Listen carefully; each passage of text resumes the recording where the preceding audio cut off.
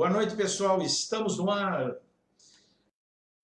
Estamos iniciando mais um programa, O Ponto da Política. Eu sou o Chicão Somavila, editor deste programa, que vai ao ar e é realizado da cidade de Pinhais para o Brasil e para o mundo. Hoje, quarta-feira, 1º de abril de 2020. São 19 horas e 30 minutos.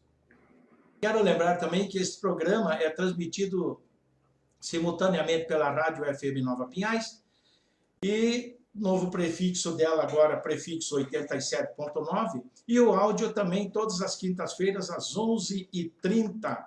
A FM Nova Pinhais vem liderando a audiência pelos rádios net há alguns meses. Deixa eu ver aqui como é que está no Facebook. Deixa eu ver como é que está no Facebook para... Caiu a internet aqui, caramba, e não poderia ter... Ah, voltou. Voltou minha internet, ainda bem. Não voltou. Mas... A minha está mais ou menos também. Ah, é? Mas vamos lá, então. Eu aqui, depois eu vejo pelo celular aqui. Deixa eu ver pelo celular como que tá. Essas coisas acontecem, inclusive, tem uma matéria aqui que eu tinha separado, vamos ver se vai voltar aí. É que o WhatsApp, o Facebook, eles estão com um problema hoje. Ah, tá aqui, ó. Deixa eu liberar aqui para o público. Para publicação. Deixa eu liberar aqui para o público. Solamente um momentinho. Aí tá no público. E, ok, salvar. Então, deixa eu ver como é que nós estamos aqui. Só um momentinho aí, Tiago, ok? Tá aqui, ó. Legal. É isso aí. Deixa eu baixei aqui já e tal. E na pauta de hoje, pessoal, nós vamos falar sobre o pronunciamento do presidente Bolsonaro ontem à noite. Vamos falar também do vereador Carlos, o Carluxo, agora está no PRB, que é o Partido Republicanos agora, e ele ganha uma sala ao lado do gabinete do papai Bolsonaro, do papai presidente. Vamos falar também sobre o Paulo Guedes, que ele pede um prazo de 15 dias para liberar os R$600 por pessoa, por casal, né? Por pessoa de um casal. Por exemplo, uma mulher, um casal recebe cada um 600 e uma mãe solteira receberia R$1.200. Pesquisadores da USP criam respirador pulmonar. Ministério da Cidadania, também nós vamos falar sobre o Ministério da Cidadania. E também, claro, sobre o isolamento social. O espaço é aberto e também democrático, por isso mesmo. Sempre peço que vocês participem com perguntas, observações, críticas construtivas, né? Ou sugestões. E para falar sobre esses assuntos, deixa eu ver aqui se eu consigo... Espera aí, só me pediu para mim compartilhar na tua página, não? Deixa eu ver aqui. Manda bala. Deixa eu ver aqui, só um momentinho. Tá difícil essa internet aqui. Deixa eu ver se destacou aqui. Só um momentinho aí. Ao vivo é assim mesmo. Ao vivo é desse jeito. Ainda vamos nos igualar aí a emissora rainha. Vamos ver aqui. É verdade.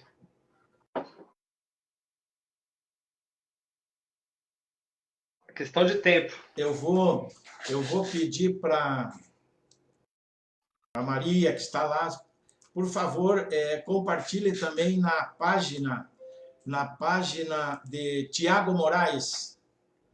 Ok, dona Maria? Por favor, na página do Tiago Moraes, né? Para que os alunos deles possam assistir também. E, então, para falar sobre este assunto, na conexão diretamente de Curitiba está o professor Tiago Pérez Bernardes de Moraes. Ele é cientista político, doutor em psicologia social pela Universidade Argentina John F. Kennedy e pós-doutorado em direito constitucional pela Università degli Studi di Messina, Itália. E também é professor junto ao Centro Universitário Campos de Andrade. Tiago, seja bem-vindo ao programa. Tudo bem com você?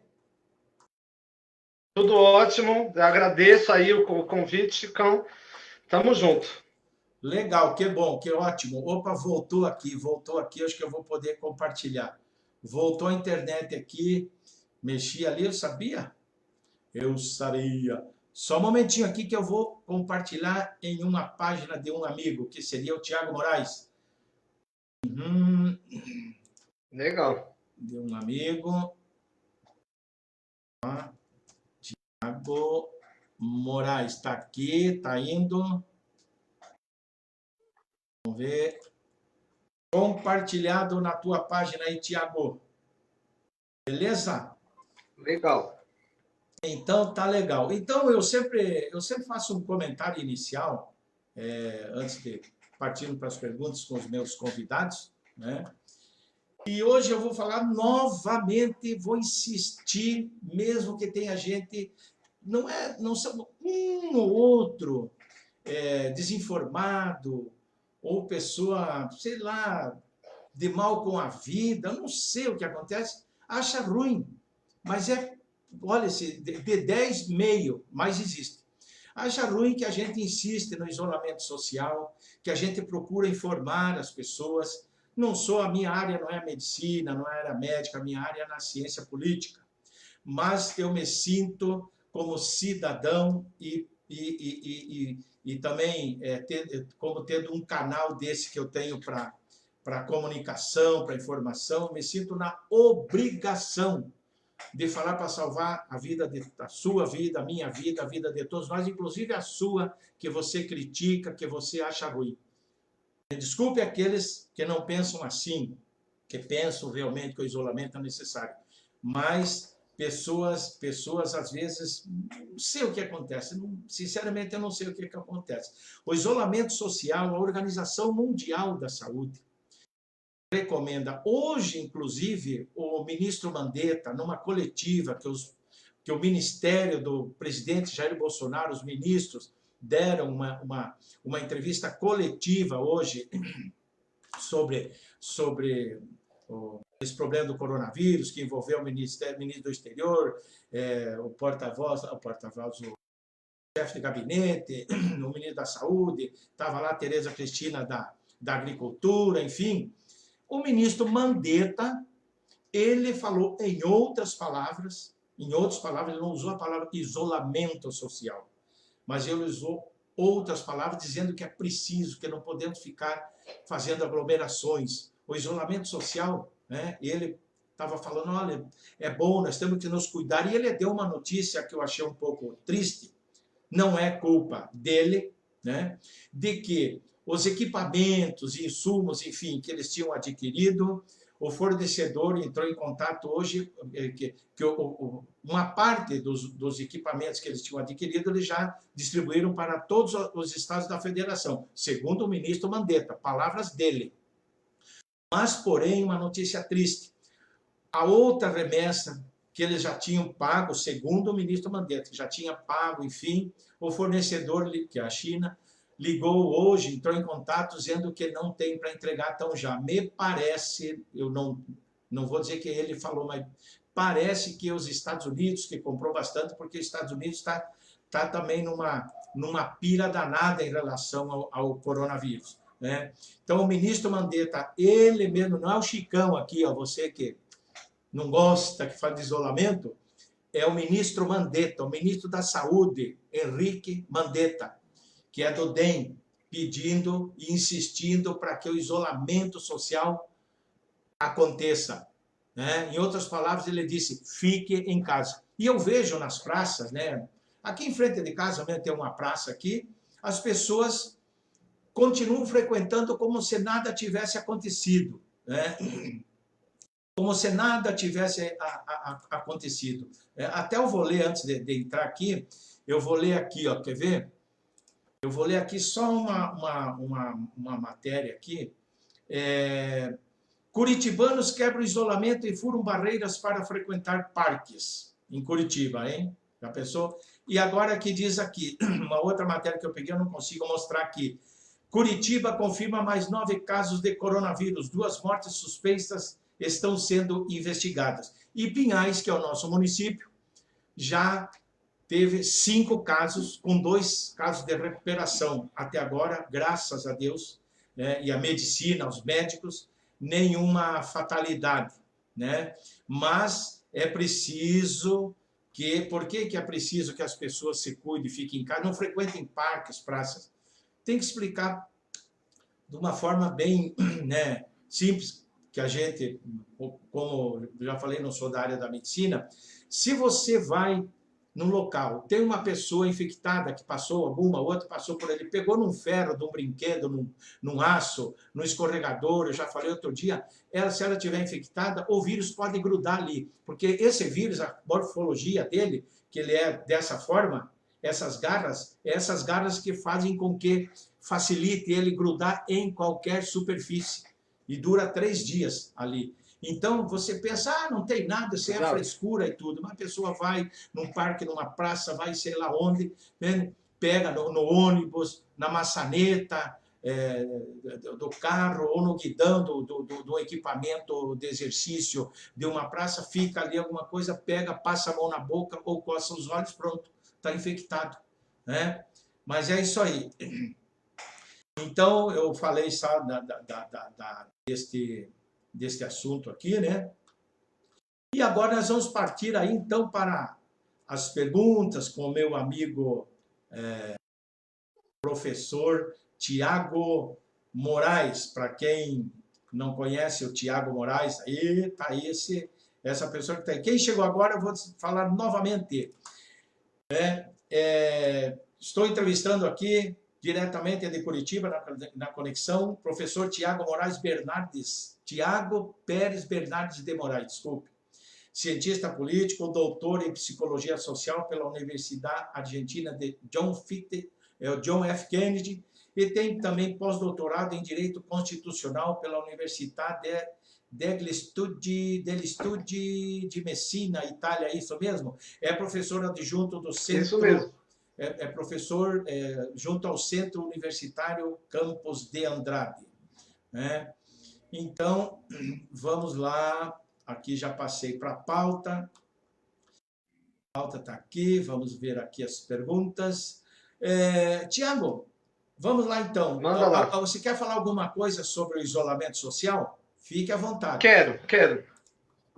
Um breve comentário. Então, primeiro, a gente deve se guiar de toda forma pela ciência. Mesmo nós dois não sendo profissionais de saúde, o nosso posicionamento deve ser a ciência, né? E um estudo em específico, recente, do London College of London, do Imperial College of London, fez uma modelagem matemática considerando os vários cenários. Por exemplo, um cenário sem isolamento nenhum, um cenário com isolamento vertical, como foi proposto pelo Jair Bolsonaro, ou seja, só os grupos de risco, um outro isolamento horizontal, como o nosso, e um outro isolamento mais flexível, né?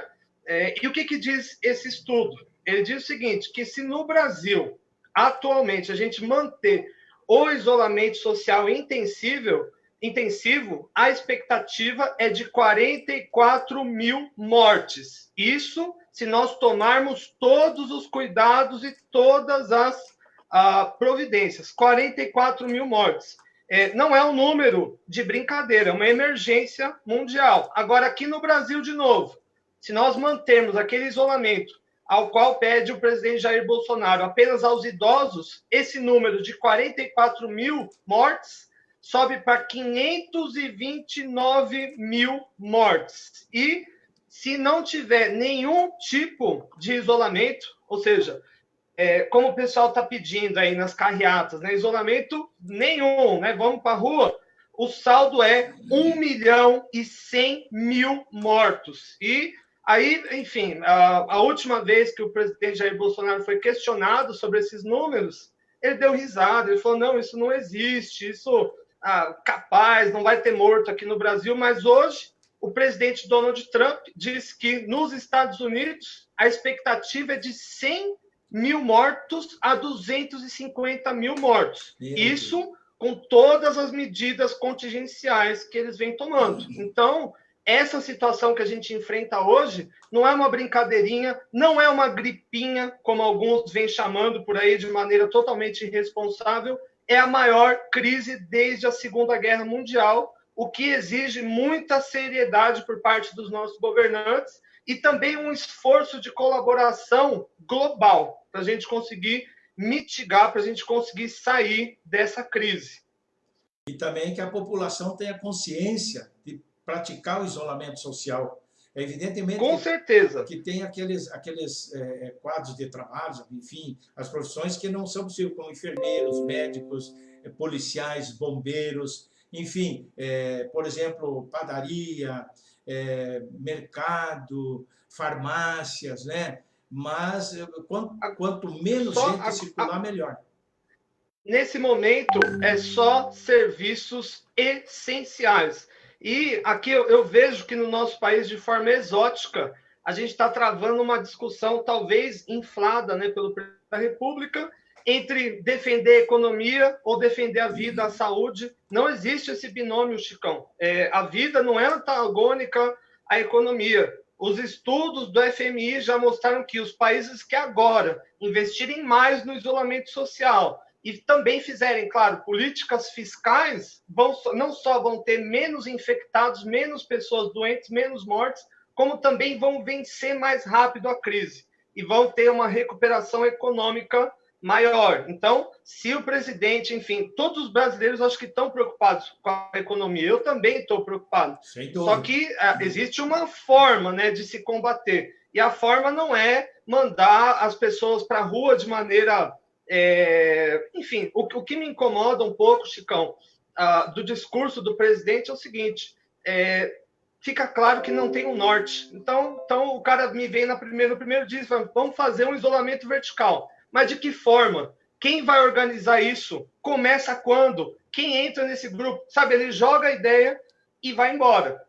Enfim, ainda bem que nós tivemos, enfim, muitos não gostaram disso, mas tivemos um protagonismo dos governadores que se anteciparam, viram que o negócio ia ficar feio e tomaram as medidas antes do governo federal. E agora o governo federal, que não tem outra saída, viu que o negócio apertou mesmo, está tentando surfar nessa onda. Mas enfim, eu não sou de falar mal do governo, eu sempre, como cientista político, gosto de ficar imparcial, né, frente ao assunto, mas eu não estou conseguindo ver coerência nas ações do governo, sobretudo no executivo. Eu percebo, por exemplo, os ministros visivelmente constrangidos, por assim dizer. O próprio Mandetta, por exemplo, como você estava bem elencando agora há pouco, até alguns dias atrás, o discurso dele estava truncado, né? Ele estava amarrado. Agora que parece que ele tomou um pouco mais de iniciativa de contrariar o chefe, por assim dizer. Mas eu estou muito decepcionado pela falta de um plano claro do combate ao coronavírus. Inclusive, o Supremo deu 48 horas para o governo federal apresentar as medidas de combate ao coronavírus. E eu estou ansiosamente esperando essas medidas. Ansiosamente querendo saber o que é. Perfeito. Deixa eu ler aqui os comentários. Marco Roberto Casagrande, boa noite, Marcos. Um grande abraço para você. Mário Sérgio Simão, boa noite, tá dando aqui para nós também, aqui, boa noite a todos, momentos difíceis em nosso país. Cleonir Calgaroto, boa noite, Chicão, um grande abraço. Gabão de Piraquara, um grande abraço, tá ligado aí, ontem entrevistei o ex-prefeito de Piraquara, o Gabão, foi uma entrevista muito bacana, muito legal, muito esclarecedora, foi bastante agradável receber você ontem, Gabão, mesmo que virtualmente, como estou recebendo aqui o professor Tiago de Moraes, mas legal, agradeço muito a tua participação ontem e hoje aqui também. Vamos lá, então, você veja só, você assistiu, né, daquele momento, mas após o pronunciamento dele, né, após o pronunciamento, ele voltou a atacar, postos de combustível do Paraná tem queda de 70% nas vendas. Chegou aqui uma informação de um site aqui. Ó, então, você veja só, logo após o pronunciamento, que ele meio... A impressão que eu tive, eu não sei se teve a mesma, até me desculpe, parece que ele queria admitir e não queria, ele não queria, parece dar o braço de torcer, alguma coisa. Olha, não sei se essa seria a colocação exata até aqui, né? Ele voltou a atacar depois, o presidente, depois do pronunciamento, voltou a atacar os governadores, dizendo, inclusive, que estava existindo um desabastecimento. E hoje a ministra da Agricultura, na coletiva, disse que não tem desabastecimento. Entende? Então, como que a gente pode analisar isso, Tiago? A postura do presidente nesse sentido? Qual seria o motivo que leva ele a agir desta forma? Ataca diariamente agora os governadores? Boa pergunta. Eu acho que, de alguma forma, o protagonismo dos governadores incomoda. E essa não é uma prerrogativa unicamente no Brasil. Nos Estados Unidos, por exemplo, Donald Trump não está feliz com os governadores que estão tomando o protagonismo, por assim dizer, na cena, né? Por exemplo, em Nova York, tem drone fiscalizando as ruas, né? Então, estamos nesse nível. Agora, eu estou muito confuso, sinceramente, em relação à postura do presidente. Eu não sei se ele conseguiu vislumbrar o tamanho da crise. O fato é, a maioria dos países, muitos países, como a Alemanha, por exemplo, se precipitaram, ou melhor, se anteciparam. Vislumbraram, enfim, e não era uma surpresa que essa crise ia ser desse tamanho, que ia chegar, e já se anteciparam. Hoje, por exemplo, a Alemanha está atendendo doentes da Itália, doentes da França, doentes de outras regiões da Europa. Está sobrando leito. Está sobrando. Agora eu pergunto, Chicão, Agência de Inteligência Brasileira, a BIM, tem cara lá que ganha 30 mil reais de salário. Salário próximo do presidente da República. Pago com o nosso dinheiro. Eu pergunto, esses caras não conseguiram antecipar a crise, não conseguiram prever que isso ia acontecer e... Segundo, o governo federal não poderia ter tomado medidas contingenciais de antemão, né? Parece que o governo gosta de fazer tudo. E o que eu vejo nesse momento, Chicão, é que é um momento de guerra. Não é um momento para a gente trabalhar com ritmo de governo, sabe? De discutir e tal. Todas as decisões, todas as execuções, delineamentos têm que ser feito para ontem. Tem que ser feito para ontem. Quem tem fome tem pressa, quem está doente quer hospital. E o ministro Mandetta deixou bem claro, em 2 semanas, o sistema de saúde vai entrar em colapso. Ou seja, vai faltar leito. É o dia D. Oi? Perdão. Dia 21, segundo o Mandetta, é o dia D. É o dia D. Porque a gente tem que lembrar o seguinte, o que vai inflar o sistema de saúde não é só o coronavírus, né? Tem as outras patologias. Claro que o isolamento, de alguma forma, reduziu outras coisas, como, por exemplo, traumas, né? Não está tendo acidente, etc, etc. Mas, ainda assim, o sistema não dá conta. Por isso que as capitais estão fazendo hospitais de campanha, isso e aquilo. Mas tudo isso teria que ter... Enfim, se eu fosse, né, o governante, enfim, talvez eu esteja sendo ousado nisso que eu estou dizendo, mas eu teria me antecipado. Respirador tem que ter comprado. Máscara, luva, álcool em gel, como que isso já está faltando? Se a crise nem começou no Brasil, já não tem. Agora, é indubitável, né? A gente trabalha com oferta e demanda. Então, se o ministro da Saúde fez aqui no Brasil um pedido lá para a China de, sei lá, 30 mil respiradores, não sei quantos respiradores, é quem pagar mais. Quem pagar mais. Se os Estados Unidos pagar mais, vai para os Estados Unidos. Se a Europa pagar mais, vai para a Europa. Esse que é um problema.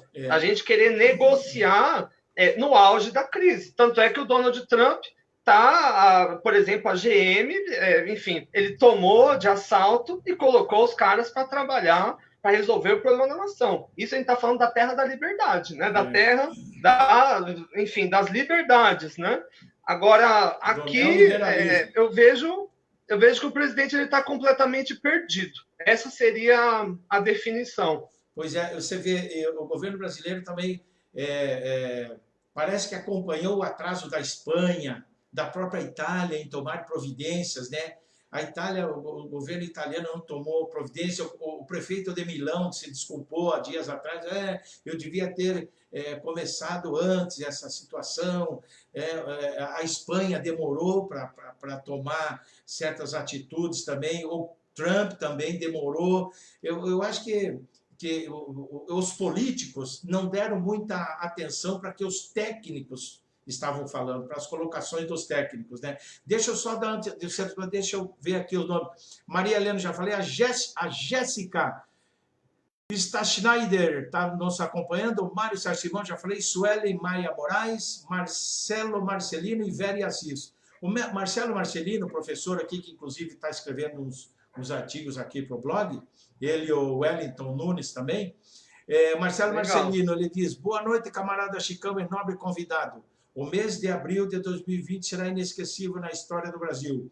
Um divisor de águas de um morticínio, um desastre social, político, econômico jamais visto. Enéas Marcondes curtiu aqui a nossa live. Aí o Marcelo ainda diz aqui, o professor Marcelo Marcelino, Bolsonaro e sua equipe governamental, além de incapazes de lidar com a situação, não têm o menor interesse em salvar o povo. Palavras do professor aqui. Pois é.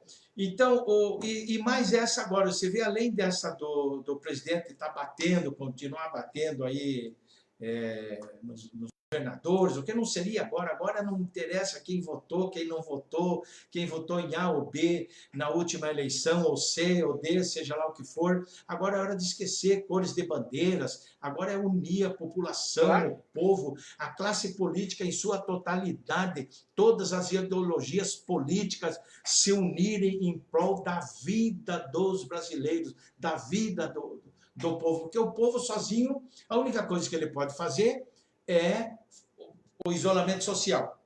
A única coisa que cabe a ele, não, eu vou ficar aqui. Mas as políticas sociais, as políticas públicas, cabem a quem? Aos políticos, à classe política, né? E o vereador Carlos Carluxo, filho número 2 de Bolsonaro, agora está no PRB, e ele terá uma sala ao lado do gabinete presidencial, está lá com o papai. O porta-voz da Previdência é Rego Barros, e quase não tem aparecido. Não sei se ele está ou não está ainda no governo. E eu faço uma pergunta para você, como analista, cientista político. Será que o Carlos tomará o lugar do Rego? Ou esta aproximação aí aponta que Carlos agora, filiado ao PRB, os republicanos, tomará, entre aspas, tomará conta dos deputados do partido, dizendo logo, agora você tem que votar nisso, agora tem que votar naquilo. Cada semana chama duas pencas, uma penca de meia dúzia de deputados, fala, agora manda mais 6, agora mais 6, tal hora quero aqui. Será que pode acontecer isso, Tiago? Olha, analista. Vamos lá. Eu acho o seguinte, que a família Bolsonaro, eles têm um grande potencial de destruir partidos. Esse era um ponto. Se eu tivesse um partido político hoje, eu ia pensar 1000 vezes antes de chamar esses caras, porque eles simplesmente implodem os partidos.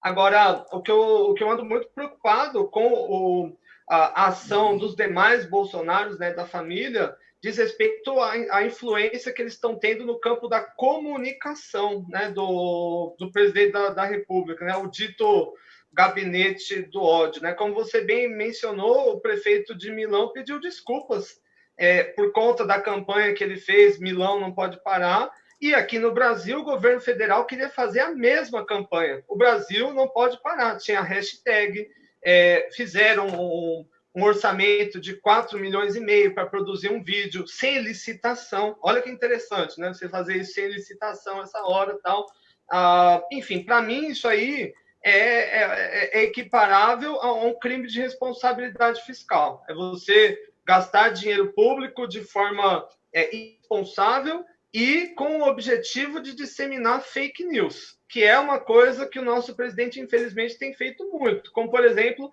o que você bem mencionou do vídeo falando do desabastecimento, se não me engano, em Belo Horizonte. Era uma fake news. Eu e o nosso presidente compartilhando para lá e para cá.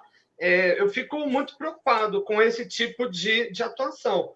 E, assim, Chico, a imagem do Brasil lá fora está muito desgastada por conta disso. Sempre que o presidente, sempre que o Jair Bolsonaro aparece numa coletiva, num pronunciamento, ou ainda numa entrevista no programa do Datena, não importa. O que acontece com as ações do mercado? Cai na hora.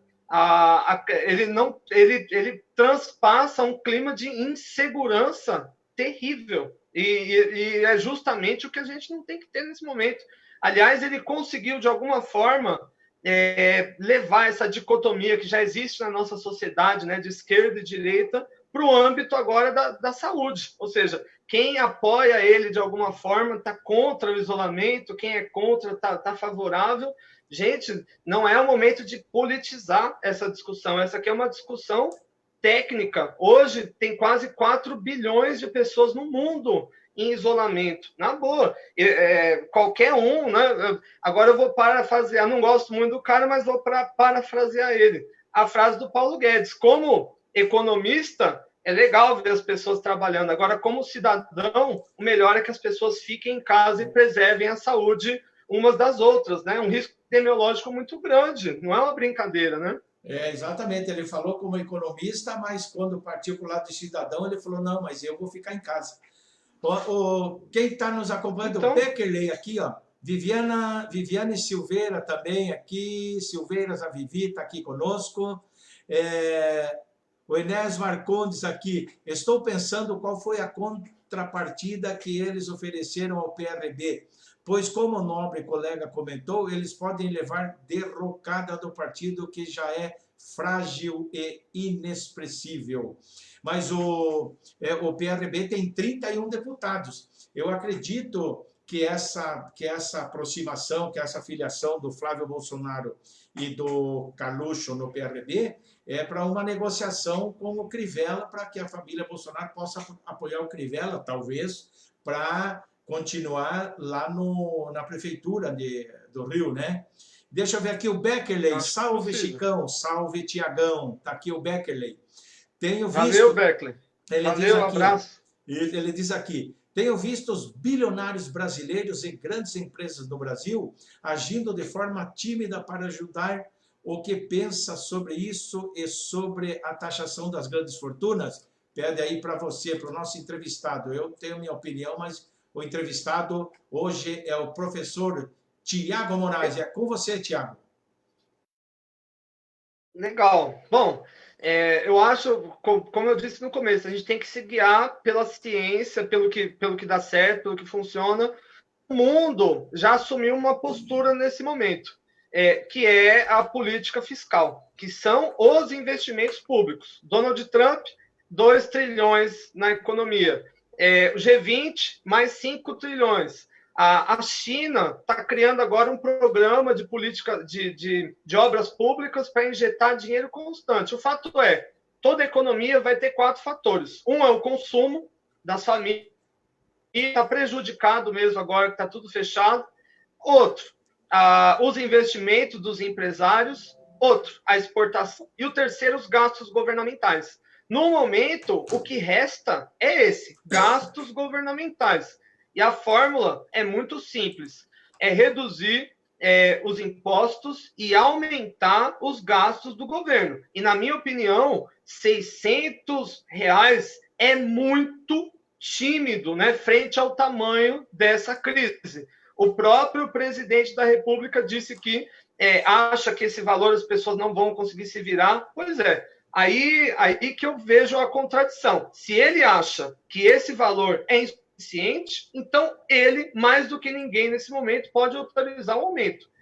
Dinheiro em caixa, Chicão? Tem. Dinheiro em caixa? Tem. Só de reserva cambial, só de reserva junto ao Banco Central, a gente tem mais de 1 milhão, 1 trilhão e 300 bilhões. Esse dinheiro, eles estão preocupados de guardar para política monetária para pagar para banqueiro. Mas não é momento de ficar pensando em banco. Já pensamos muito em banco, né? Já aumentamos a reserva compulsória dos caras. Estamos fazendo muito pelos bancos. Agora é a hora do governo fazer por todos, né? E o imposto sobre as grandes fortunas é algo a se pensar, talvez, nesse momento.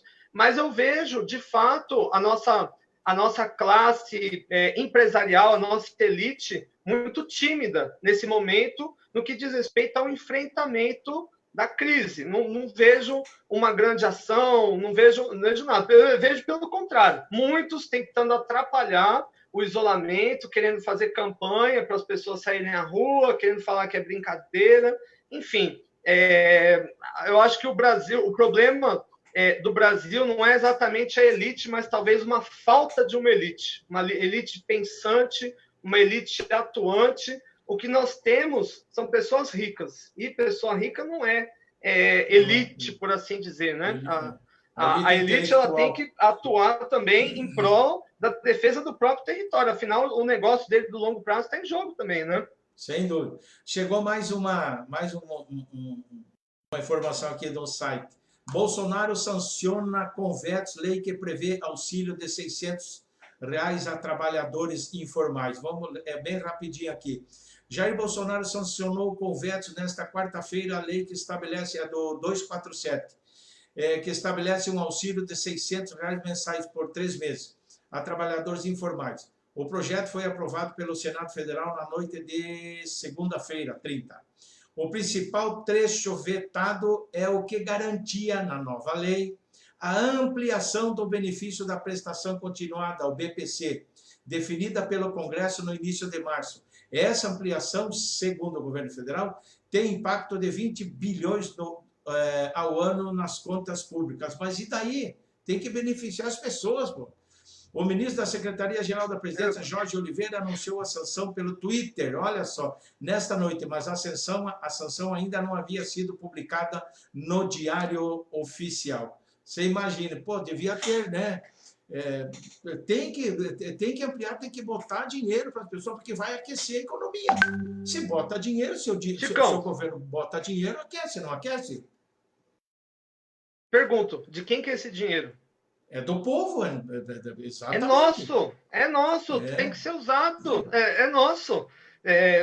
Faça um plebiscito, então, perguntem para o povo se eles querem, se o povo quer que use, com certeza o povo não está nem aí para esses 20 bilhões, o que vai impactar. Agora, dinheiro injetado na economia representa elevação do PIB. Se nós utilizarmos, por exemplo, a conta do multiplicador keynesiano, para cada R$1 que você coloca na economia, o PIB vai subir em média 1,59 centavos. Esses 59 centavos é um dinheiro novo, né, que surge da rotação econômica. 1,5% a mais, uma vez e meia a mais.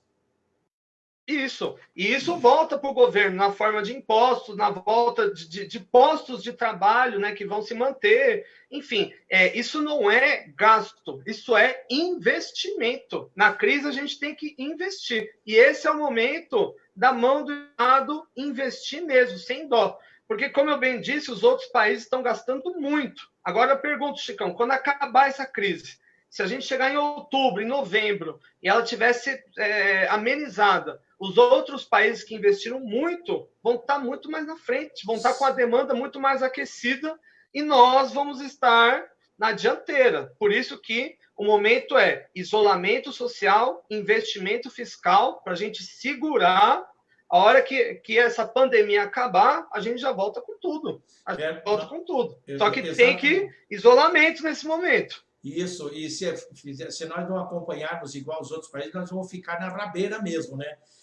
Deixa eu ver aqui, Agostinho César Maqueviques, o Beckler, eu já falei, a Marisa Souza Pérez, Miriam Nascimento também, obrigado pela presença de vocês aí.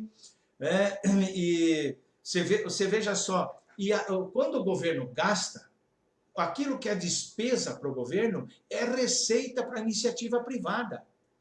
E, como você falou, depois volta em forma de impostos, volta para a economia, enfim, investe, dá emprego, cria emprego, não é? As pessoas podem consumir mais, porque, enfim, vão estar recebendo, que nem agora esse benefício aí, que o governo está demorando, né, para dar. Pô, se ele dá, o cara vai no mercado, vai na padaria, vai ali, compra, vem para casa, ele está movimentando, está ajudando. E um alerta que eu digo aqui, um pedido aqui que eu faço. Vou falar aqui para o meu município, Pinhais, mas, claro, serve para todos os municípios do Brasil onde as pessoas estiverem nos assistindo.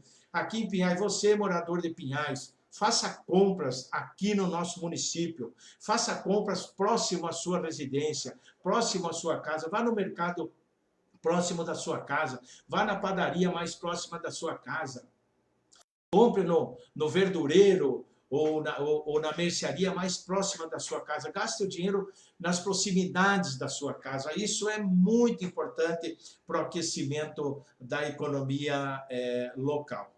E, Tiago, você veja só, o isolamento social, vamos partir daqui agora, é de extrema importância, como o próprio ministro Mandetta já falou, e a Organização Mundial da Saúde. Mas as pessoas precisam ter dinheiro para comer, que nós estávamos falando aí, comprar remédio, pagar suas dívidas, enfim.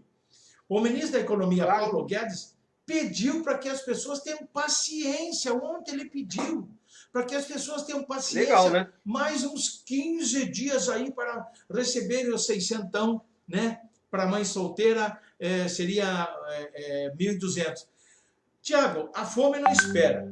Não é verdade? A fome não espera. Ela não pode esperar todo esse tempo. Se ficar 15, um dia com fome já é ruim. Nem mesmo a compra de remédios e produtos de higiene também pode aguardar tanto tempo assim, né? O que você acha da proposta do Paulo Guedes e qual seria a forma mais rápida para o dinheiro chegar nas mãos das pessoas?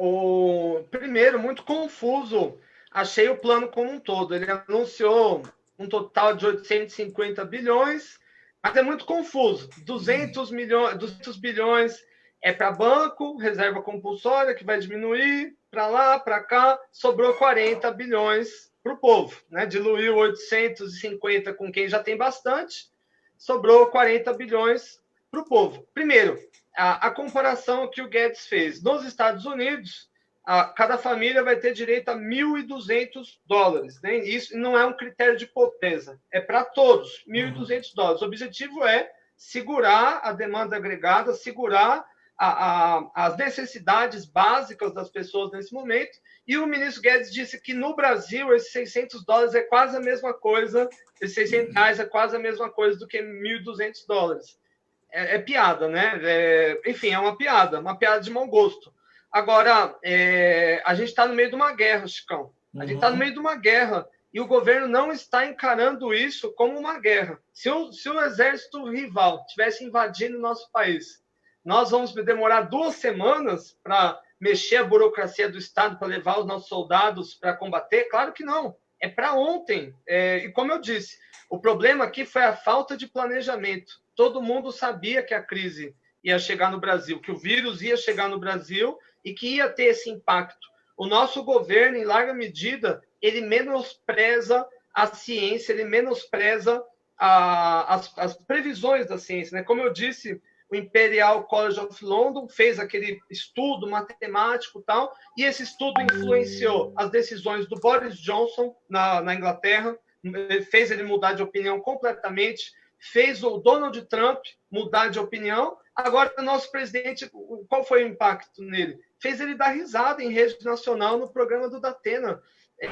Eu fico simplesmente muito chateado, enquanto pessoa, enquanto cientista, enquanto cidadão, de ver que o nosso representante maior não dá um pingo de valor para a ciência, né? E a ciência aqui, eu não estou defendendo o cientista, eu estou defendendo a nossa vida. Porque esse vírus, o coronavírus, ele pode não ser tão letal, por assim dizer, quanto outros vírus, como foi, por exemplo, MERS, SARS, H1N1. Mas o fato é, o contágio dele é muito maior. Então, epidemiologicamente falando, ele ataca a sociedade inteira. Tanto é que o mundo inteiro está de joelhos, né? Os governos estão de joelhos, as economias estão ajoelhadas. Enfim, eu acho que o pior cego é aquele que não quer ver, né? E por conta dessa rapidez que ele se propaga, ele acaba sobrecarregando o sistema de saúde, tanto o público como o privado, né? Lúcia Requião... O objetivo agora... Pode falar, depois eu leio aqui.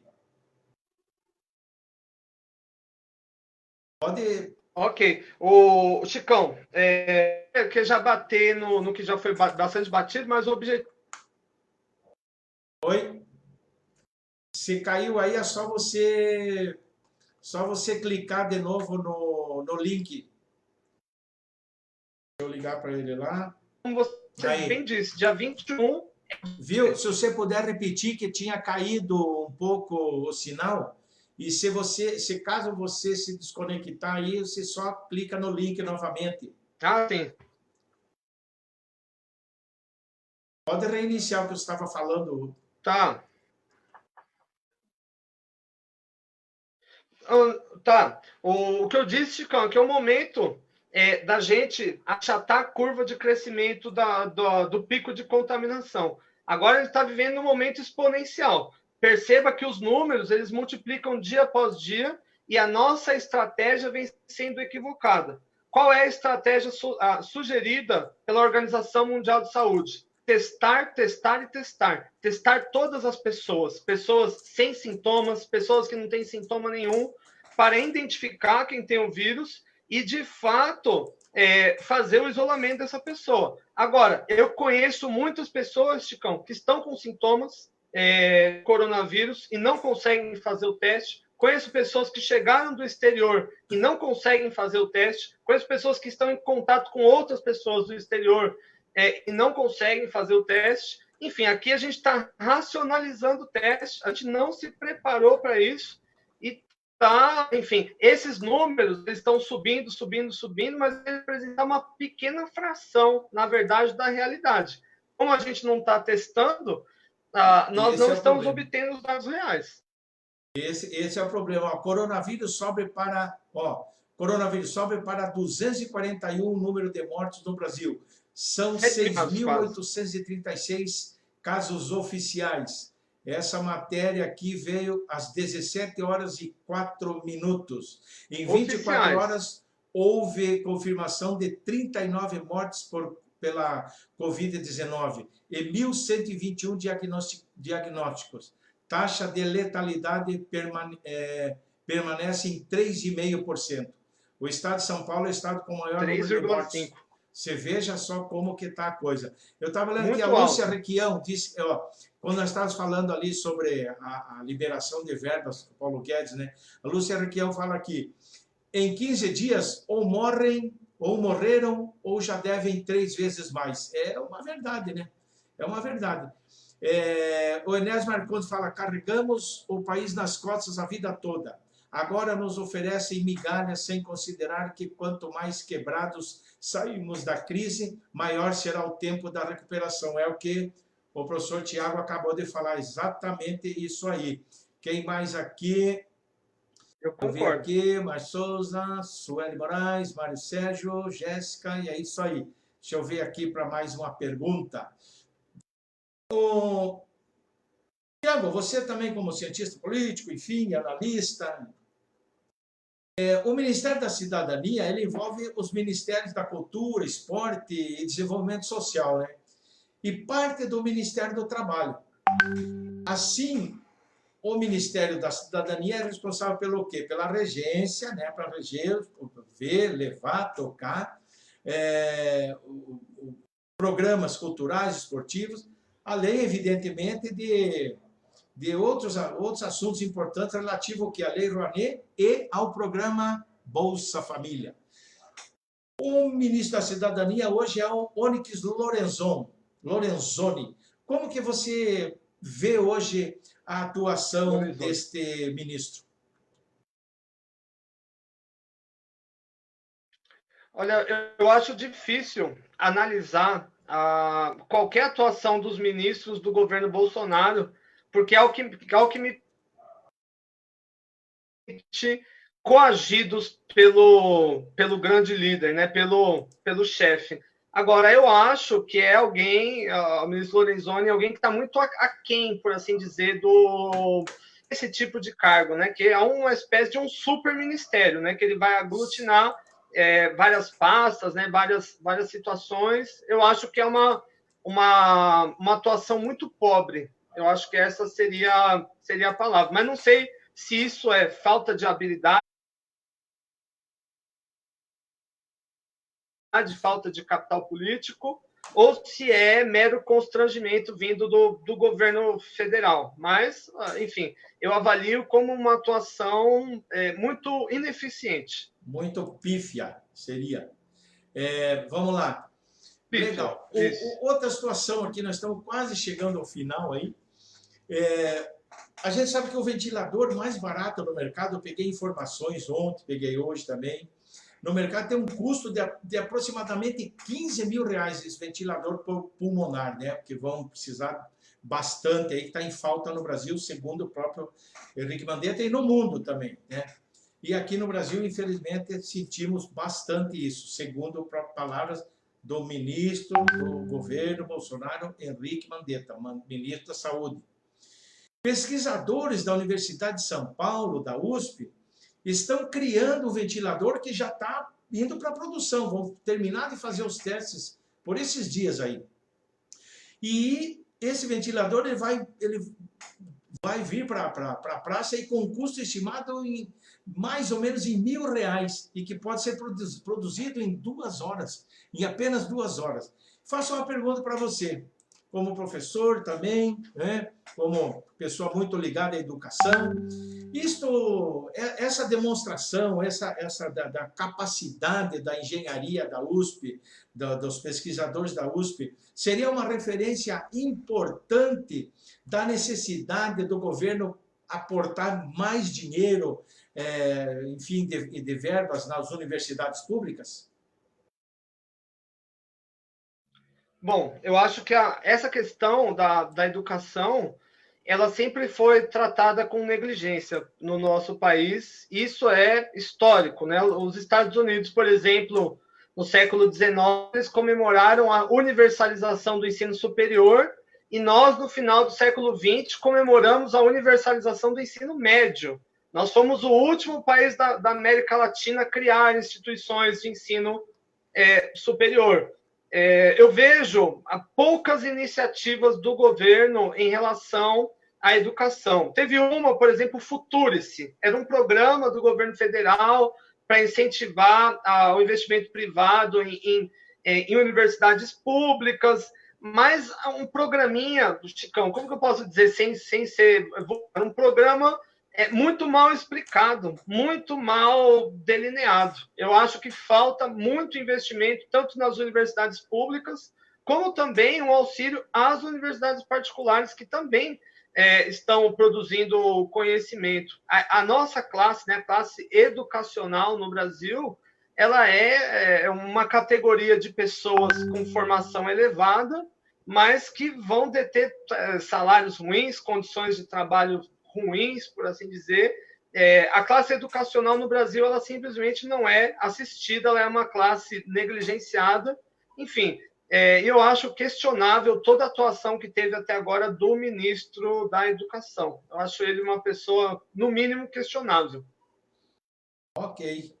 E nós estamos chegando ao final do programa e eu deixo aí uns minutos para você fazer as suas considerações finais, professor Tiago Moraes. Vai lá, Tiago. Legal. Bom, legal. Bom, primeiro, Chicão, foi um prazer. Pode contar sempre comigo. Se fosse um outro momento, eu ia querer falar das pesquisas, de outras coisas, mas esse é um momento crítico. É a maior crise humanitária desde a Segunda Guerra Mundial, o que demanda um esforço tanto dos governos locais, dos governos internacionais, como também das populações, né? Não é um momento de dicotomias políticas, né? De conflitos de bandeira A contra bandeira B. Vidas humanas, né? estão em xeque. Estamos enfrentando uma crise sem precedente ao longo da história. Então, quem estiver assistindo agora o programa do Chicão, se puder ficar em casa, se puder manter a quarentena, por favor, faça isso, né? Não só a sua saúde está sendo preservada com isso, como também a saúde da população de forma geral. Se a gente conseguir permanecer em casa nesse momento, o remédio eu sei que é amargo, é doído. Todo mundo queria estar lá fora, eu também queria estar com a minha filha lá fora, queria estar trabalhando, né? Ainda, enfim, estou no home office agora, mas queria estar atuando dentro da minha área, no local de trabalho, mas é um preço que todo mundo tem que arcar nesse momento. A gente perde um pouco agora para perder muito menos lá na frente. Se nós não fizermos esse esforço agora, a conta que vai chegar, e não é uma conta monetária, como gosta de fazer o nosso governo, vai ser uma conta em vidas, né? Um saldo passivo. E uma vida humana, ela é simplesmente irrecuperável. Então, é um momento de união, é um momento de força, é um momento de fé, né, e esperança. Enfim, eu sou otimista, pode não parecer, eu acho que o brasileiro ele tem sim uma consciência interessante. É um país pobre, né, Chicão? Um país pobre de cultura, pobre de economicamente falando, pobre em oportunidades, mas nós temos um povo que, em alguma medida, é muito responsível e guerreiro também. Então, nesse momento, o governo federal precisa abrir o bolso, precisa abrir ali o cofre para ajudar de verdade, e a gente vai vencer junto essa crise. Legal, chegou mais uma notícia que eu não posso deixar de ler antes de eu... Câmara aprova a suspensão da contribuição previdenciária patronal por 3 meses. Muito bem. A matéria diz aqui, vou ler um pedaço dela. Vou ler um pedaço no Bem Paraná, no site do Bem Paraná. O plenário da Câmara dos Deputados aprovou hoje projeto, saiu aqui, chegou às 20h23, hein? Projeto que suspende por até 3 meses o pagamento da contribuição previdenciária patronal e também proíbe a aplicação de multa pela falta de entrega de declarações e documentos fiscais. A matéria será enviada ao Senado. O projeto da deputada Perpétua Almeida, do Partido Comunista do Brasil, do Acre, foi aprovado na forma do substitutivo do deputado Luiz Miranda do DEM, do Distrito Federal, que excluiu do texto original a suspensão da cobrança de juros, multas e outros encargos por atraso no pagamento de tributos federais e de financiamentos de empréstimos feitos por pessoas físicas e jurídicas. Ele excluiu, devia ter deixado, né? Mas o fato aí da deputada Perpétua, do PCdoB, né? E aí foi aprovado na forma do substitutivo do deputado Luiz Miranda do DEM, do Distrito Federal. Então, são partidos antagônicos ideologicamente falando, mas que estão pensando né, em segurar a economia, que o empresário, o pequeno, o micro e o médio não pode sofrer. As grandes empresas não sofrem tanto. Elas têm dinheiro para se manter por um bom tempo. Agora, o médio, o pequeno e o microempresário, e também os que não têm nenhuma forma de... que trabalham na informalidade, perdão, esses não tem como fazer, né? Não tem como fazer. Mas é isso aí, pessoal. Você deu o recado aí sobre o isolamento, da necessidade do isolamento. Eu vou reforçar aqui, pessoal. Pessoal, o isolamento social é a única forma de contermos o avanço do coronavírus. Tem gente que leva a gente como chato, mas eu prefiro ser chato e tentar ajudar a salvar vidas. É a forma que a gente pode fazer. No mais, eu agradeço a presença de todos vocês, um grande abraço e uma panca aí, faz uma panca de modelo aí para a gente tirar foto depois. Beleza? Valeu então. Um abraço para todos vocês que nos acompanharam até agora.